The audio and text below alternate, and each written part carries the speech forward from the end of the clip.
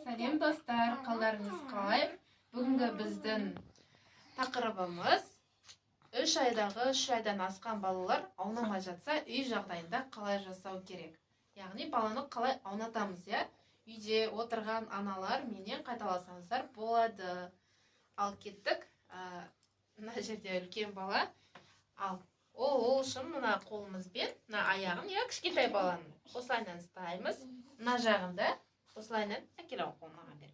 Осылай ұстаймыз, бірақ бұны кішкене қаттырақ ұстайсыз, қолын шығарып алмаймыз. Баланы 1, 2, міне балаға 3, 4, 5, 6, 7, 8. Бұл не себепті бұлайнан айналдырып аунап жатыр? Себебі баланың екі жаққа аунауы, яғни кезекпен кезек аунауға үйренеді. Екіншіден, балада кірвешие болмау, бір жаққа қарап қалмайды ғой бала. Соған да пайдалы. Себебі басы мына жаққа, мына жаққа қарайды. Соған бұл пайдалы болып келеді. Және де достар, егер жәнеге аунау үшін солайынан үйретеміз, және де мынандай үйде жасауыңызға болады.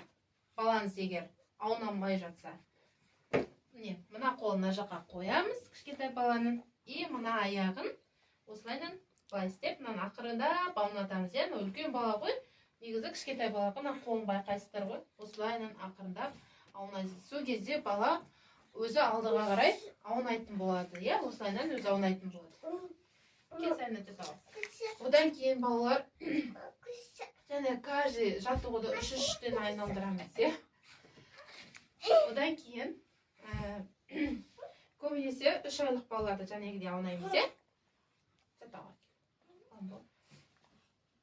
Одан кейін жәнегі балалар кеудесін көтере алмай жатса, мына қолмен осылайынан қоямыз.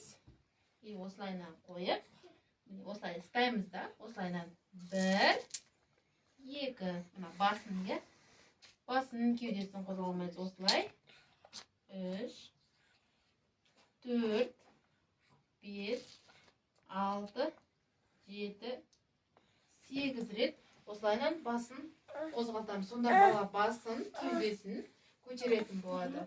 Сіздерге қызықты болса, менің каналыма тіркеліп, лайк басып, қолдап кетіңіздер. Сау болыңыздар.